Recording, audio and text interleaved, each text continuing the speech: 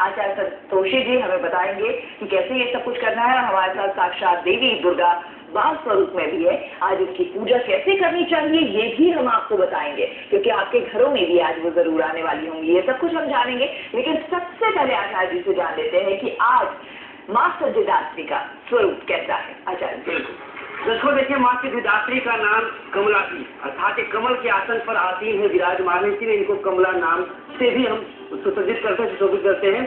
इन्हें धन की देवी भी कहा जाता है, अर्थात माँ के पूजन से आपके पास समृद्धि और धन आता है। माँ सिद्धिदात्री चतुर्भुजाधारी है। माँ के एक हाथ में कमल है, दूसरे हाथ में चक्र, और माँ के तीसरे हाथ में गदा और चौथे हाथ में शंख है, जो कि स्वयं लक्ष्मी का प्रतीक है।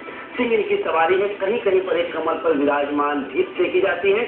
भगवान विष्णु से इनका सीधा सीधा संबंध होने के कारण इन्हें लक्ष्मी के रूप में भी जानते हैं। और किस तरह से लक्ष्मी हमारे घर पर आए, माँ कैसे आपके दरवाजे पर आकर के आपको आशीर्वाद देगी, इसको भी आप अभी लाइव देखेंगे। बिल्कुल। और अब आचार्य जी से जान लेते हैं कि आप कंचक कैसे पूछे। कई लोग अष्टमी के दिन कंचक पूछते हैं, लेकिन कई लोग नवमी के दिन भी कंचक पूछते हैं। तो चूंकि यहाँ पर भी हमारे साथ एक कंचक मौजूद है, तो आप देख लीजिए, आचार्य जी आपको बताएंगे कि करके किस तरह से कंचक को पूजा की जाए ताकि माता आप पर प्रसन्न हो जाए। आचार्य जी बिल्कुल। दर्शकों देखिए, सबसे मुख्य चीज है कि आप इसको माँ के ही रूप में ले। 9 वर्ष की छोटी उम्र की कन्या साक्षात माँ के रूप में ही रहती है, पवित्रता उसके साथ रहती है।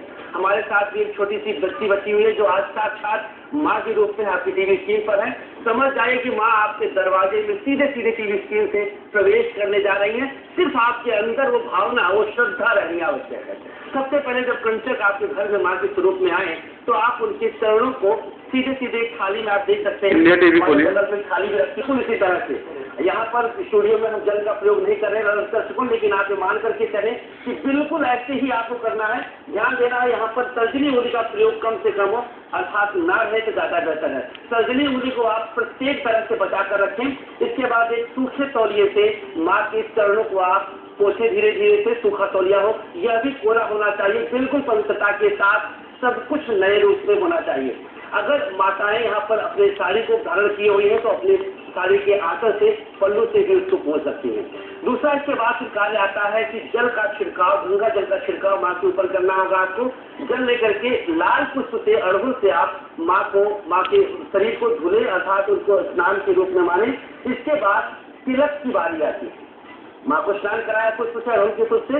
इसके बाद आपको तिलक लगाना है। तिलक लगाने के लिए इंडेक्स फिंगर को छोड़ देना होगा, ये नहीं करना है। अनामिका उंगली का प्रयोग करना होता है। तिलक इसके बाद माँ को लगाना है। और ध्यान दीजिएगा, अंगूठा कई बार लोग बढ़ाने के लिए प्रयोग में लाते हैं, अंगूठा यहाँ पर नहीं बढ़ाना होगा। आप देख सकते हैं हमारे बगल माँ है और उस तरह से तिलक का प्रयोग किया जा रहा है। इसके बाद आपको यहाँ पर गिला में इसको हालांकि नहीं किया है, अक्षत भी जरूर इसको लगाना आवश्यक होता है।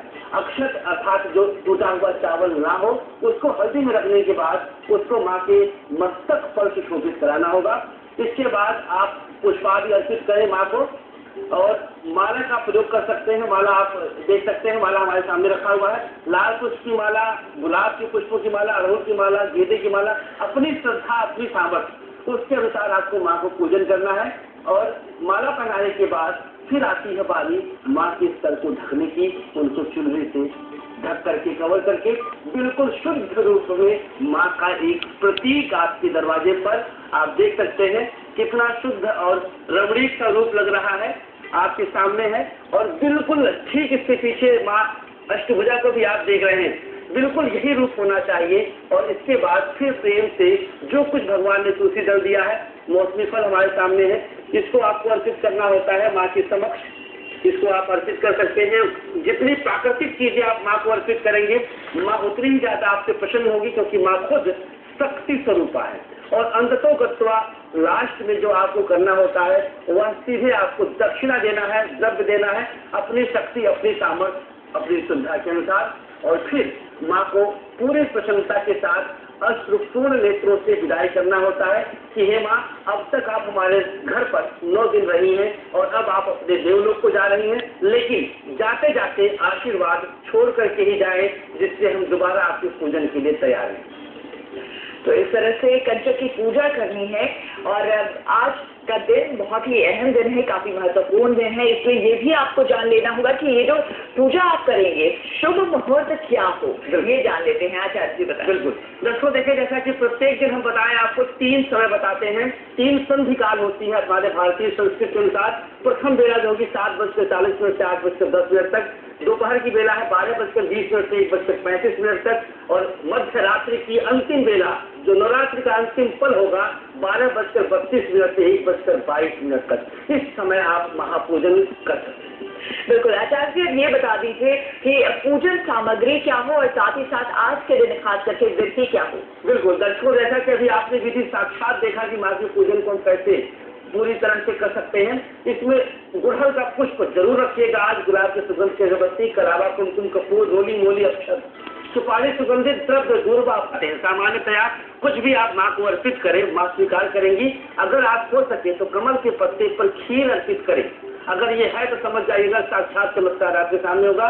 कमल गत्ते के दाने, छोटी इलायची, मिश्री और रामदाना, ये हमने कुछ ऐसी सामग्रियां बताया है जो सीधे सीधे आपको कुछ लक्ष्मीवान बनाने से